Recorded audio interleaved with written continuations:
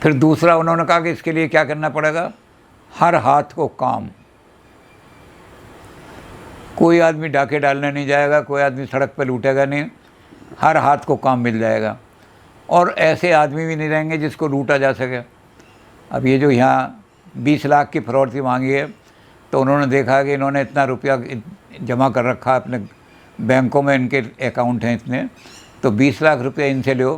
तो चिट्ठी आ गई कि भाई 20 लाख रुपया तुमने नहीं दिया तो कत्ल कर दिया जाएगा तुम्हारा लड़का। तो जब लोगों के पास दौलत बढ़ जाएगी तो एक दूसरे की को लूटने की कोशिश भी नहीं करेंगे। तो इकनॉमी को भी बांट दो। हैवी इंडस्ट्रीज़ में जो इकनॉमी इकट्ठी कर रहे हैं, और उन्होंने मोनोपोली अपनी बना ली है। पीएम टू प्राइम मिनिस्टर सब उसके हाथ में है। तो देश को कौन चला रहा है? कुछ सरमाएदार चला रहे हैं देश को। उन सरमाएदारों से लोग हम फ़ायदा उठाते हैं और हम उन्हीं की बात कहते हैं। वो बिल लाएंगे हम जिसमें उनका फ़ायदा होता हो। तो कहते हैं ये कैसे टूटेगी मोनोपोली, जब इंडस्ट्री हैं, हैवी इंडस्ट्री ख़त्म कर दो। जहाँ हैवी इंडस्ट्री के बिना काम नहीं चलता, जैसे डिफेंस है, कहते वहीं जहाँ संभव ना हो हैवी इंडस्ट्री के बिना, क्योंकि गांव का आदमी बम नहीं बना सकता है, वहाँ केवल हैवी इंडस्ट्री लगाओ उस फील्ड में। लेकिन जहाँ नेसेसिटीज़ ऑफ लाइफ हैं, वहाँ कोई इंडस्ट्री की ज़रूरत नहीं है। सब छोटे छोटे स्मॉल इंडस्ट्री हैं, जगह जगह खोल दो। तो दूसरा इनका लक्ष्य है कि हर हाथ को काम। कोई भी आदमी देश में बेरोज़गार नहीं रहना चाहिए, हर एक के हाथ में रोज़गार होना चाहिए। तो ये इनका दूसरा काम है। तीसरा काम इन्होंने कहा कि आदमी के अंदर सोशल प्रोग्रेस जब होती है जब आदमी का पेट भरा हुआ हो। जब आदमी का पेट नहीं भरा होगा तो आदमी गद्दार भी बन जाएगा अपने शरीर। बुभुक्षतम किम न करोति पापम। भूखा आदमी कौन सा पाप नहीं करता। तो इसलिए हमें सबसे पहले क्या काम करना पड़ेगा, तो ये बात भी विवेकानंद से इन्होंने ली है। कि नाम तो नहीं लिया इन्होंने विवेकानंद का, लेकिन विवेकानंद से ये बात ली है इन्होंने कि विवेकानंद ने कहा कि मैं एक सन्यासी हूँ, मेरे पास कोई कमाई का साधन नहीं है। मेरे चेले आते हैं, मुझे बहुत बढ़िया बढ़िया खाना लेके आ जाते हैं, मैं खा लेता हूँ। लेकिन कहते जब मैं रात को सोता हूँ तो मुझे नींद नहीं आती। मैं सोचता हूँ कि मुझे तो मेरे चेले खिला गए।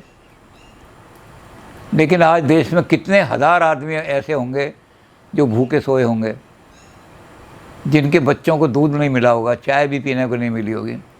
तो कहते फिर मैं अपनी आँखों से आंसू बहाना शुरू कर देता हूँ, और जब मैं सुबह उठता हूँ तो मेरा तकिया आंसुओं से गीला होता है। तो उसने कहा यूथ ऑफ इंडिया में तुम्हें एक ही आह्वान करता हूँ, अगर तुम कुछ नहीं दे सकते, तुम्हारे पास कुछ नहीं है देने के लिए, तो ये आंसू तो है। रात को सोते समय आंसू बहाया करो भारत के भाग्य पर। भारत में कितने गरीब हैं। और कहते जिस दिन तुम्हारे दिल में ये संवेद नहीं जाग जाएगी, उस दिन देश की सारी समस्याएं दूर हो जाएंगी। उस दिन तुम अपने लिए कुछ नहीं करोगे, देश के लिए, समाज के लिए काम करोगे। तो इन्होंने नाम तो नहीं लिया विवेकानंद ने, लेकिन उन्होंने कहा कि एक एक यूथ के दिल में संवेदना हम भरेंगे एजुकेशन के थ्रू, कि तेरा जो अस्तित्व है वो देश के कारण से है। अगर देश गुलाम हो गया तो तुझे अंग्रेज़ों के जूते पॉलिश करने पड़ेंगे, अंग्रेज़ों के घोड़ों की लीद उठानी पड़ेगी। और अगर देश स्वतंत्र रहा तो तू सम्मान से जिएगा। तो उसके लिए क्या है कि हम यूथ को कहेंगे अगर तुम कुछ नहीं कर सकते तो अपने मन में संवेदना तो पैदा करो। तो हमारी शिक्षा एक एक यूथ को देशभक्त बना देगी। शिक्षा में परिवर्तन कर देंगे हम। अब इसमें भी इन्होंने चूँकि पाश्चात्य जगत को बहुत पढ़ा है, पाश्चात्य लिटरेचर बहुत पढ़ा है, तो इन्होंने उसका संकेत तो नहीं किया। लेकिन पाश्चात्य में एक आदमी ऐसा हुआ है, उसका नाम है T.H. ग्रीन। हेगेलियन था वो, और वो स्टेट को ही कहता था, state is God marching on the earth is state. राष्ट्र क्या है, देश क्या है, ये देश कोई मिट्टी का टुकड़ा नहीं है। ये गॉड जब पृथ्वी पर आकर के मार्च करता है तो उसको हम राज्य कहते हैं, राष्ट्र कहते हैं हमारा। तो कहते हैं राष्ट्र की सेवा ही गॉड की सेवा है। तो उसने कहा मैं ऐसी, बहुत बड़ा एजुकेशनिस्ट हुआ है, तो कहता है मैं ऐसी एजुकेशन पैदा करूंगा इंग्लैंड के अंदर कि एक एक बच्चा देशभक्त हो। Traitors will not be born in England. ऐसी शिक्षा दे दी ग्रीन ने कि इंग्लैंड के अंदर आज तक कोई गद्दार पैदा नहीं हुआ। सब देशभक्त पैदा होते हैं, क्योंकि देश ही हमारा जो है भगवान है सारा। तो इन्होंने अब पढ़ा तो होगा उसको, लेकिन इन्होंने भी यही कहा कि देश के प्रति संवेदना पैदा करा देंगे हम, एजुकेशन के थ्रू ये संवेदना पैदा करा देंगे कि कोई आदमी इस देश से गद्दारी नहीं करेगा, देशभक्त पैदा होंगे सारे के सारे।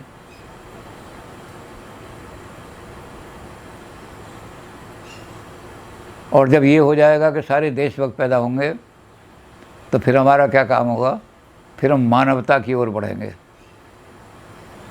मानवता का कल्याण हमारे द्वारा होगा। तो हमारा ह्यूमनिज्म जो है वो क्या करेगा कि लोगों को बताएगा कि ये जो वेस्टर्न डेमोक्रेसी है इसमें भी मानवता और ह्यूमन फ्रीडम जो है उस पर डाका डाल दिया गया है। कौन डालते हैं? कैपिटलिस्ट। सारी डेमोक्रेसी में कैपिटलिस्ट छाए हुए हैं, बड़े बड़े कैपिटलिस्ट छाए हुए हैं। तो मानव की जो आज़ादी है, स्वतंत्रता है, मानव की जो डिग्निटी है, हमारे यहाँ शास्त्रों में कहा गया है ना मानुषात् श्रेष्ठतम ही किंचितः। मानुषात् से मानवता से ऊंची चीज़ तो दुनिया में कोई है ही नहीं। तो कहते फिर हम विश्व का कल्याण करने के लिए आगे बढ़ेंगे। हमारा देश जो है जब ह्यूमनिज्म आ जाएगा, इंटेग्रल तो हमारी नेचर में ही है, हम हर चीज़ में सामंजस्य बिठाना चाहते हैं। प्रकृति में और मानस के बीच में सामंजस्य बिठा दिया हमने, उसी को धर्म का। समाज धर्म में और व्यक्ति के धर्म में सामंजस्य बिठा दिया, इसको ही हमने धर्म कहा कि धर्म है। तो जब हम धर्म का ये सामंजस्य का भाव लेकर के चलेंगे तो मानव की डिग्निटी को हम ये कहेंगे कि मानव के बीच में और इंडस्ट्रीज़ के बीच में जो कि इंडस्ट्री है उनको मजदूर समझ करके सिर्फ उतनी मजदूरी दे रही हैं कि सर्वाइवल वैल्यू के बराबर, उसकी डिग्निटी ख़त्म हो गई है। तो हम उनको तोड़ देंगे और मानवता सिखाएंगे, मानव को मानव मानो। तो मानवता का संदेश हम देने के बाद जाएंगे इंटेग्रल ह्यूमनिज्म के द्वारा। सब चीज़ों में समन्वय कराते चले जाओ, पावर को नीचे तक बांट दो। बड़ी बड़ी इंडस्ट्रियाँ जो हैं इनका जो धन तुम कमा रहे हो, या तो इंडस्ट्रियों को स्मॉल स्केल को ले जाओ, और या जो धन कमा रहे हो उसको बराबर बराबर बांट दो सबको। तो कहते हैं हम दुनिया को पाठ पढ़ाएंगे, और ये भी पाठ पढ़ाएंगे कि निश्रेयस आत्मा का पाठ दुनिया में किसी ने नहीं पढ़ाया, कोई संस्कृति नहीं पढ़ा रही। तो हमारा ह्यूमनिज्म जो है, ये मानवता का ह्यूमनिज्म, ये सारी दुनिया को मानवता का पाठ पढ़ाएगा। और फिर हम मानव को इससे भी ऊपर उठाने के लिए, आज कहते हैं उन देशों में अगर कोई आदमी कहे कि मैं देवता बन जाऊंगा तो उसको ब्लेस्फेमी कहा जाता है, धर्मद्रोह, उसका सिर काट दिया जाता है। किसी भी संस्कृति में ये नहीं है कि आदमी देवता बन जाए।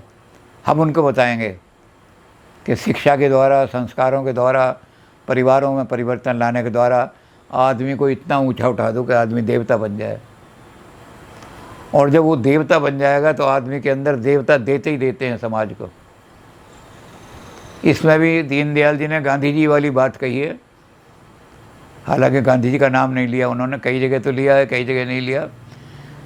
तो गांधी जी कहते हैं कि 3 प्रकार के आदमी होते हैं, तो दीनदयाल जी कहते हैं दुनिया में 3 प्रकार के आदमी होते हैं। एक वो आदमी होते हैं जो समाज से लेते कम हैं, देते बहुत हैं समाज को। समाज से उन्होंने लिया, भाई अपने मेंटेनेंस लायक, अपने परिवार के रोटी लायक दे दो, बाकी मैं समाज की सेवा करूँगा। तो कहते ये आदमी देवता हैं। जो आदमी समाज से कम लेता है और देता बहुत है, ये देवता है। जो आदमी समाज से जितना लेता है उतना ही समाज को दे देता है, ये साधारण मनुष्य है। और जो आदमी समाज से ले तो बहुत लेता है और देते हुए समाज को उसका दम निकलता है, वो आदमी राक्षस है, दानव है। और कहते हैं वो जो भेद है, अंत में हम उस भेद को भी ख़त्म कर देंगे जो ईसाइयत ने पैदा किया है। ईसाइयत ने क्या है कि आदमी जब पैदा हुआ, एडम और ईव पैदा हुए, तो गॉड ने वहाँ पाबंदी लगा दी कि वर्जिन ये फॉरबिडन ट्री है, इसका फल तुम मत खाना। तो सैटर्न ने जाके उनको भड़काया। सैटर्न ने कहा गॉड ने अपने लिए बढ़िया चीज़ रख ली है और तुम्हें कह दिया है कि चने की रोटी खाओ। तो कहते आदमी भड़क गया, उनने जाके वो जो ऐसा ट्री था जो उनको मना किया हुआ था, फॉरबिडन ट्री, उसका फल खा लिया। गॉड ने उसी समय उसको स्वर्ग से नीचे फेंक दिया कि जाओ तुम पृथ्वी पर जाओ। और पृथ्वी पर जाके क्या करोगे? पृथ्वी पर तुम्हें मैनुअल लेबर करनी पड़ेगी। तुम मजदूर बन करके, शूद्र बन करके पैदा होगे पृथ्वी पर। और जब तुम ईसा मसीह की शरण में आ जाओगे तब तुम्हें एजुकेशन मिलेगी और तुम्हें वाइट कॉलर जॉब मिलेंगे। अंग्रेज़ों ने यही किया कि वाइट कॉलर जॉब उसी को मिलता था जो अंग्रेज़ों की तरह से जीवन व्यतीत करता हो, अंग्रेज़ी बोलता हो, अंग्रेज़ी में अच्छे नंबर लाया हो, अंग्रेज़ों की तरह टाई लगाता हो, अंग्रेज़ों की तरह बो लगाता हो, अंग्रेज़ों की तरह रहन सहन हो उसका। तो उनको क्या हो गया? तुम्हें अफसर बना, सेक्शन ऑफिसर बना दिया, तुम्हें छोटा जज बना दिया। बड़ी पोस्ट में तो फिर भी अंग्रेज़ों के हाथ में थी। तो ये जो सैटन का और गॉड का संघर्ष है ये निरंतर चल रहा है। सैटन आदमी को भड़काता है कि तू जो है फॉरबिडन चीज़ें जो है उनका भी भोग कर, और आदमी जो है उनका जब भोग करता है तो अभिशप्त होकर के वो मीनियल जॉब करता है आदमी। तो ये कहते हैं हम ये ऊपर जब उठेंगे हम कहेंगे हमारा अद्वैत, गॉड में और सैटन में कोई टकराव नहीं है, एक ही शक्ति है, एको ब्रह्म द्वितीयो नास्ति। सैटन नाम की कोई चीज़ नहीं है, सैटन तो माया है। माया तो ज़रा से आँख जब तक नहीं खुलती तब तक सपने में दिखता रहता है कि भूत मुझे मार रहे हैं, सांप काट रहे हैं, और जहाँ आँख खुली सब गायब हो जाते हैं, कोई नहीं रहता।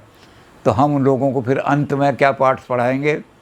हमारा मानवतावाद क्या पाठ पढ़ाएगा कि ये कन्फ्लिक्ट छोड़ दो सैटन और गॉड का, कि तुम गॉड का जो बेटा है ईसा मसीह, जब उसकी शरण में आओगे तो तुम्हें वाइट कॉलर जॉब मिलेंगे, और सैटन की शरण में जाओगे तुम्हें मैनुअल लेबर काम करनी पड़ेगी। हम ये भेद मिटा के कहेंगे कि गॉड और सैटन कोई दो चीज़ें नहीं, एक ही चीज़ है, एक वो ब्रह्म ही सत्य है, और जो सैटन है वो केवल धोखा है, माया जैसे धोखा होती है। तो वो सैटन जो है वो तो एक धोखा का मतलब ये है कि जब हम अपनी आत्मा को बेच देते हैं, आत्मा का पतन कर देते हैं, तब हम सैटन बन जाते हैं, और जब हम अपनी आत्मा को रखते हैं तो हम डिवाइन बन जाते हैं। तो कहते हैं अंत में हमारा जो मानवतावाद है, एकात्मता मानववाद, अब विश्व में एक संदेश लेकर के जाएगा कि सब ब्रह्म बन जाओ, देवता बन जाओ, और सारे के सारे आदमी जो हैं, तो नीचे से हम शुरू करेंगे, पावर को डिस्ट्रीब्यूट कर देंगे पंचायतों में, इंडस्ट्री को डिस्ट्रीब्यूट कर देंगे छोटी छोटी इंडस्ट्रियों में, और बड़ी जो मोनोपोली है उनको तोड़ देंगे, और अंत में स्टेट भी ख़त्म हो जाएगी। State is a great monster. रूस में स्टेट ने अपने हाथ में हाथ ले रखा है, आदमी को सोचने की भी स्वतंत्रता नहीं है। तो जब आदमी जो है ब्रह्म बन जाएगा तो पूर्ण स्वतंत्र हो जाएगा, फिर वो स्टेट के अंडर में रहेगा। State shall wither away, state ही ख़त्म हो जाएगी। तो कहते ये हमारा मानवतावाद जो है ये अंत्योदय से चलेगा, नीचे से चलेगा, ऊपर से नीचे, ऊपर से डिक्टेटरशिप नहीं आएगी। डेमोक्रेसी भी डिक्टेटरशिप में बदल गई है कि सेंट्रल कैबिनेट ने जो कह दिया वही नीचे तक होगा। हम ये कहेंगे नहीं, नीचे वाले की समस्या को समझो, नीचे वाला जो कह रहा है कि मुझे इस चीज़ की ज़रूरत है वो नियम बनाओ।